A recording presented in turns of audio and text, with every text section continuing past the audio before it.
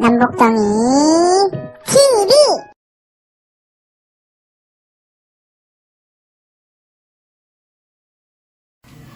안녕하세요. 역사교실 시간입니다. 오늘은 제2편 10강 살인의 대두와 분당정치 편입니다.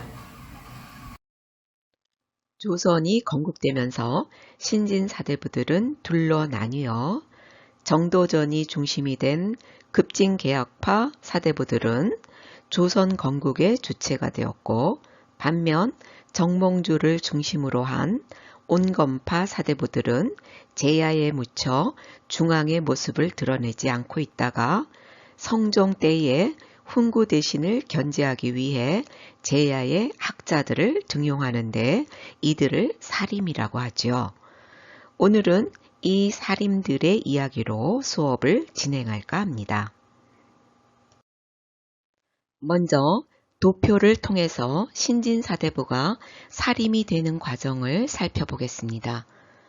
고려 말 조선 초에 신진사대부들은 혁명파와 온건파로 나뉘는데, 혁명파는 조선을 건국했고 온건파는 낙향하여 후진을 양성했지요.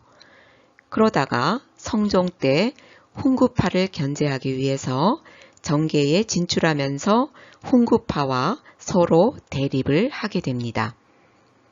16세기가 되면 훈구파는 살인파를 사화를 일으켜 화를 입게 하여 이때 많은 살인들이 화를 당하게 됩니다. 또한 훈구파 역시 자연사하거나 사라지게 되죠. 선조 시기가 되면 사화 때 살아남은 살인파들이 집권을 하게 되는데, 이들은 정치색을 달리하며 서인과 동인으로 나뉘면서 붕당 정치가 시작됩니다. 이번에는 사림의 계보를 알아보겠습니다. 사림은 고려말 학자 포은 정몽주에서 야은 길제로 그리고 강호 김숙자가 있고, 김숙자의 아들인 전필제 김종직이 사림의 도통의 계보를 잇게 되죠. 그 다음은 김종직의 문인인 일두 정여창, 한원당 김굉필, 타경 김일송이 있고, 다음은 조선시대 성리학 정립의 선구적인 인물인 회제 이연적과 김굉필의 문인인 모제 김한국, 그리고 역시 김굉필의 문인인 정암 조광조가 사림의 계보를 잇게 됩니다. 다음 때에는 남명 조식과 퇴계 이황이 이연적의 계보를 이어 영남학파를 이루고, 율곡 이이와 우계 성호는 김한국과 조광조의 계보를 이어 기호학파를 형성합니다.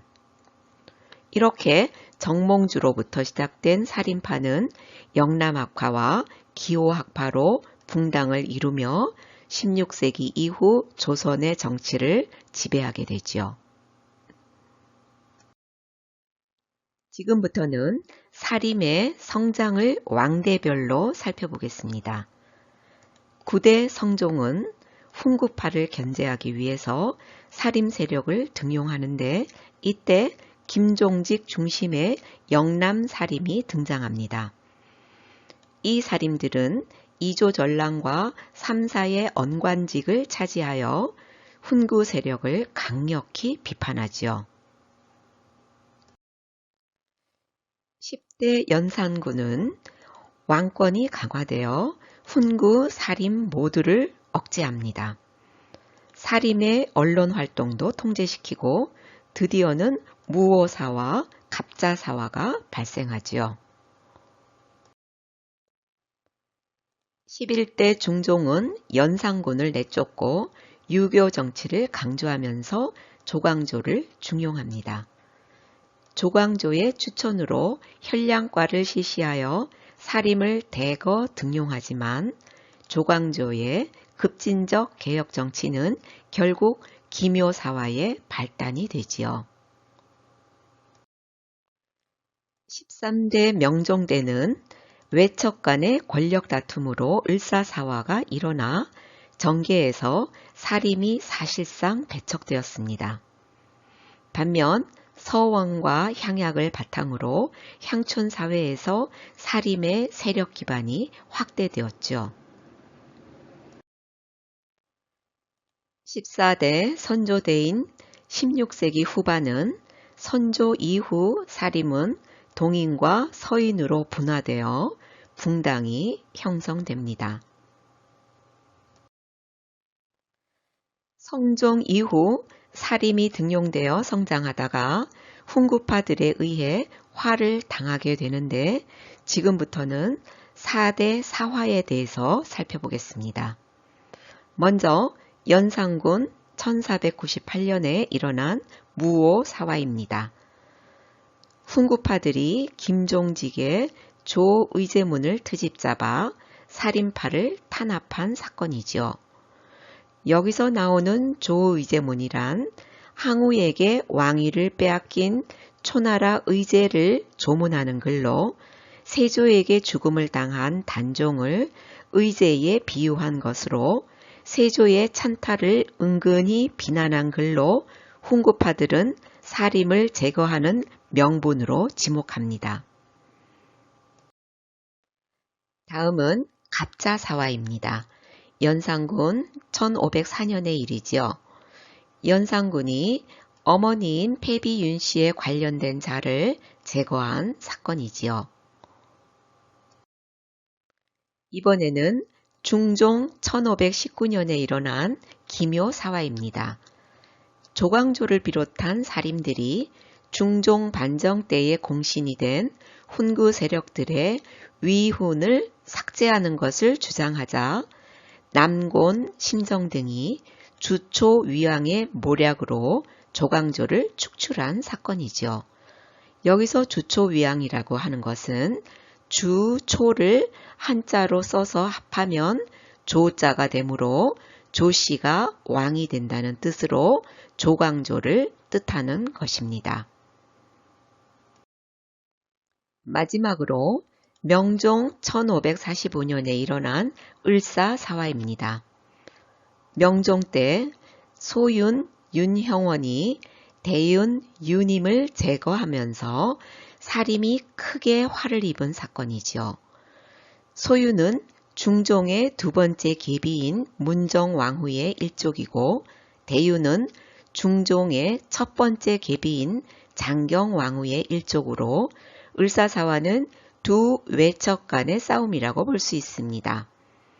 이렇게 4번의 사화를 겪으면서 중앙에서 집권하고 있던 훈구 세력과 살인들은 다 축출되었고 향촌에서 묻혀있던 살인들이 중앙에 등장하게 되면서 붕당이 출현합니다.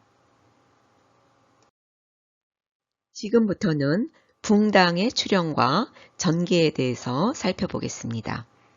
16세기가 되면 인사권을 쥐고 있는 이조 전랑의 후임 자청권을 두고 동인과 서인으로 붕당이 형성되는데 동인은 선조 때 올라온 신진 살인들이 김효원을 중심으로 모이고 이황, 조식, 서경덕을 계승하고요.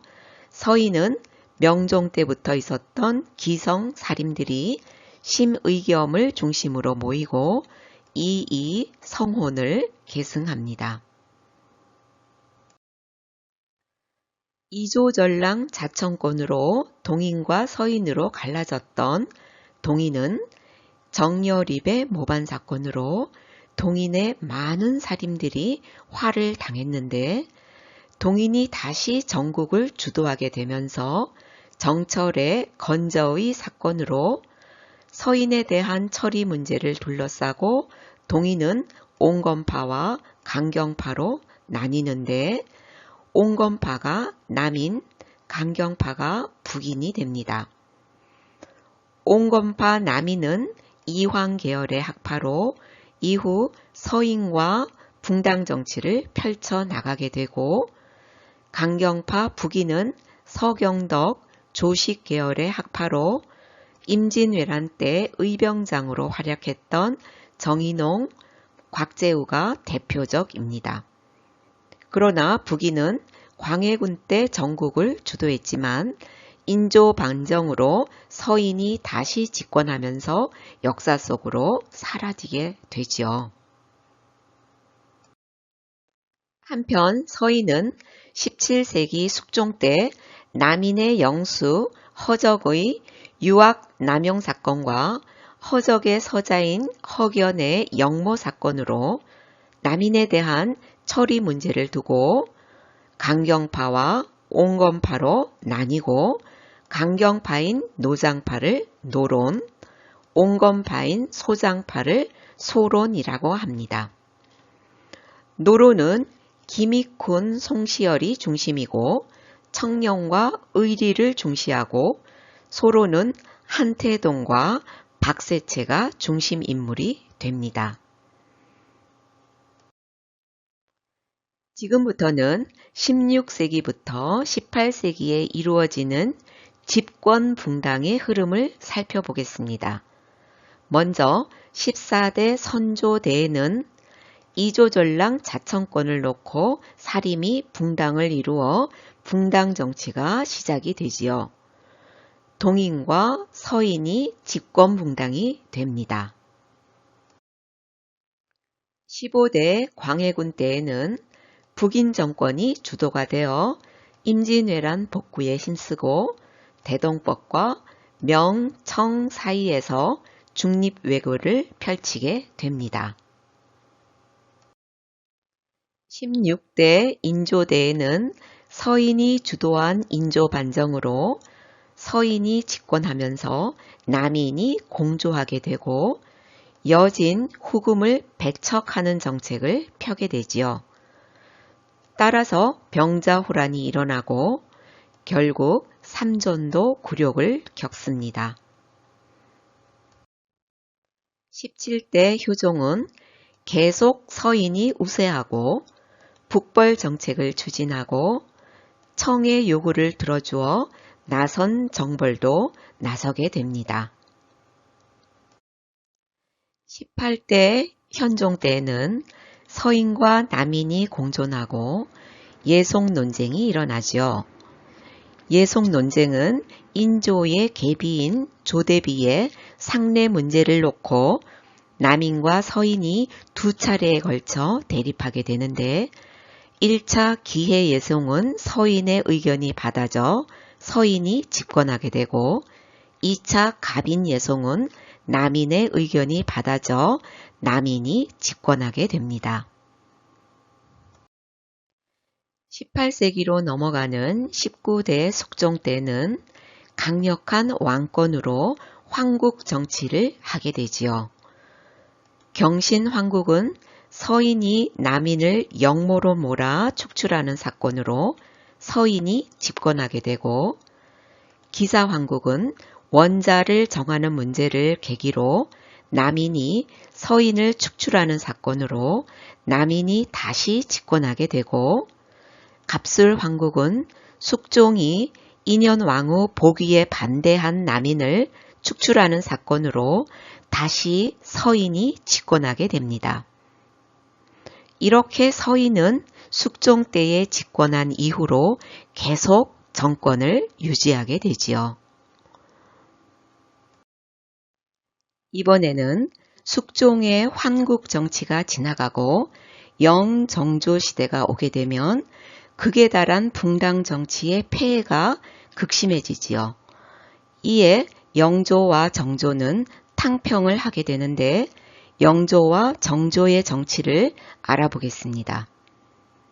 먼저 21대 영조는 탕평파를 육성하여 그들을 중심으로 전국을 운영하였고 이 탕평파의 권력을 집중하여 붕당의 정치적 의미가 약화되어 왕이 전국 운영에 주도권을 갖게 됨으로써 탕평책은 실패했다고 볼 수 있죠.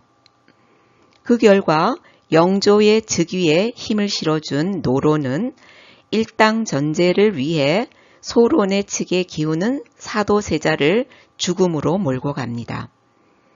이 사도세자의 죽음을 놓고 노론은 벽파와 식파로 나누어지게 되죠.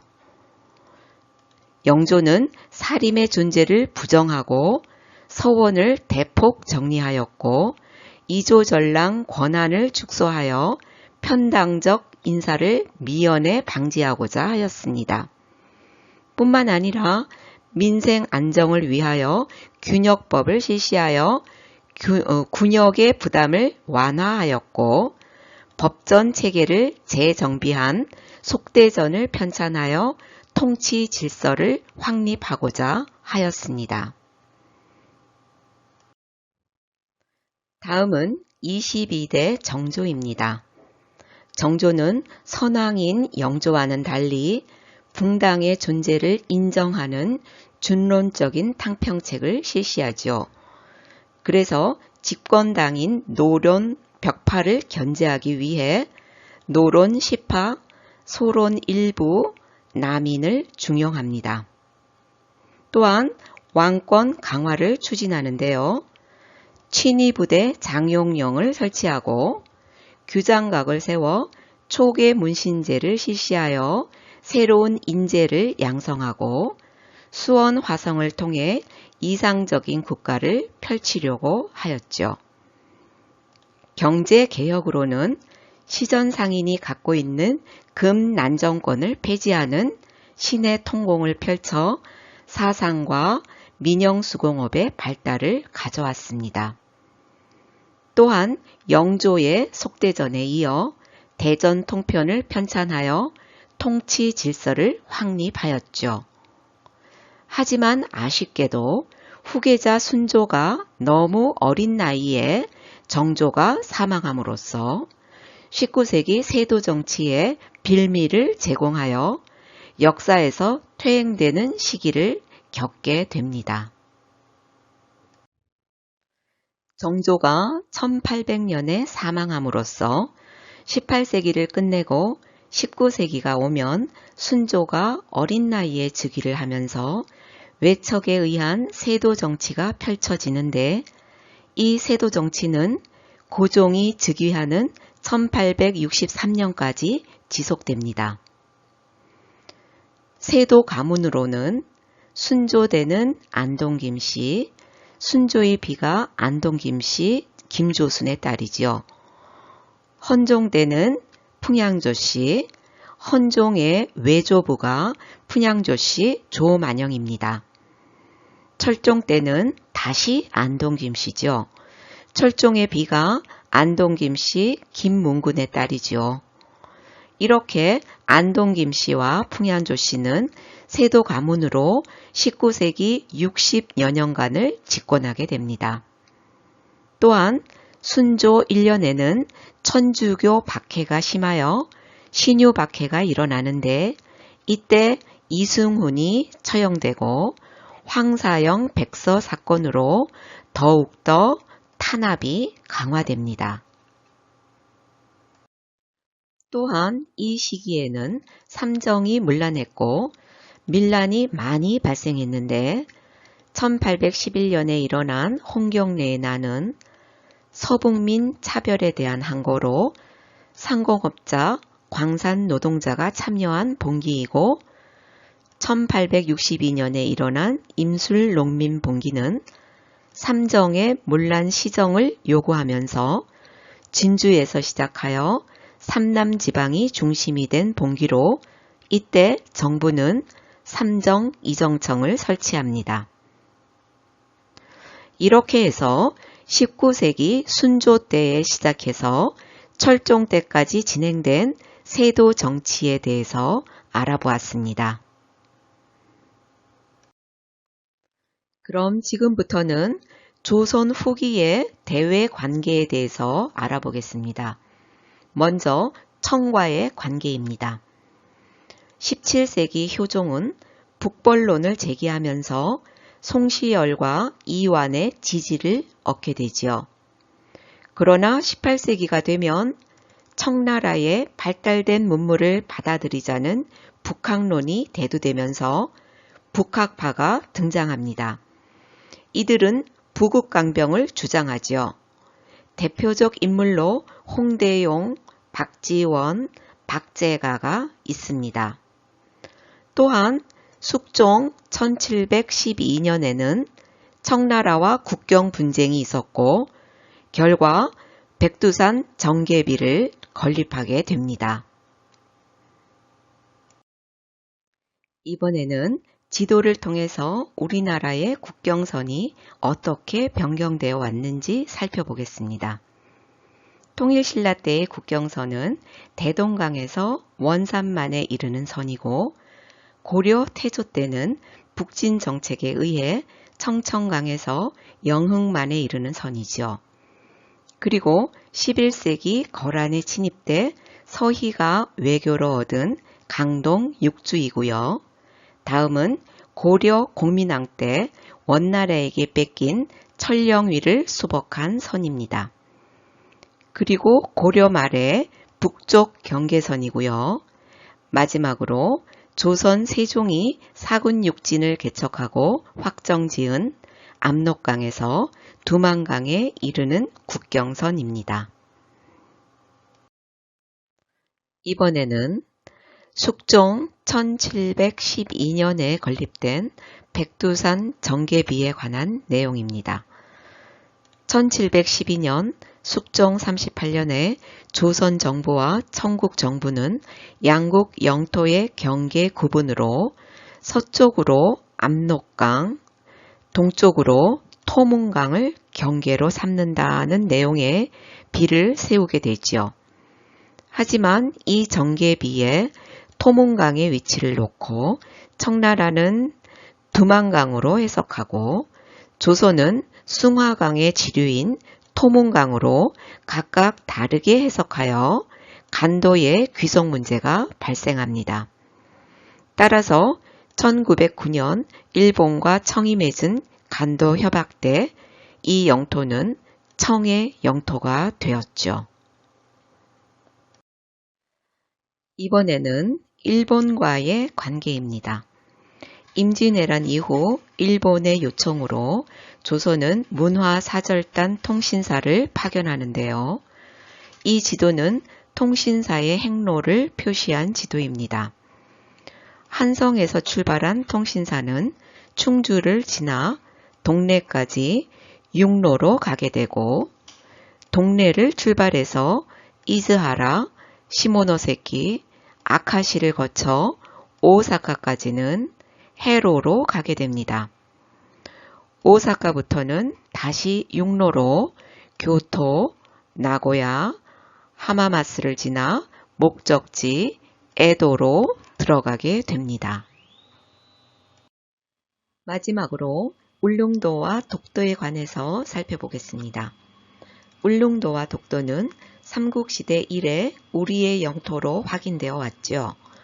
숙종 때는 안용복이 조선의 영토로 확인합니다. 그럼 독도에 대한 지리적 인식과 역사적 근거는 어디에 있는가를 알아볼까요? 독도는 지리적으로 울릉도의 일부로 인식됩니다. 왜냐하면 울릉도 주변에는 많은 부속도서가 있지만 날씨가 맑은 날에만 육안으로 보이는 섬은 독도가 유일하다고 세종실록 지리지에 기록이 되어 있습니다. 그리고 역사적으로 우리 영토로 인식하고 통치한 근거입니다. 울릉도와 독도가 강원도 울진현에 속한 두 섬이라고 기록되어 있고 또한 두 섬이 6세기 초 512년 신라시대에 복속한 우상국의 영토라고 되어 있기 때문이죠. 이 역시 세종실록 지리지에 기록이 되어 있습니다. 현대에 와서 한일 양국은 독도의 표기 문제로 민감한 상황이 자주 발생하지요. 우리는 독도에 대한 지리적 인식과 역사적 근거를 항상 잊지 말아야 할 것입니다. 오늘 이렇게 해서 16세기 이후 펼쳐진 붕당 정치와 19세기 세도 정치까지 살펴보았는데요. 조선의 정치 파트는 이것으로 정리하고 다음 시간은 조선의 경제 파트로 강의가 이어집니다. 다음 시간은 조선의 경제 생활에 대해서 강의가 이어집니다. 오늘 시청해 주셔서 감사합니다.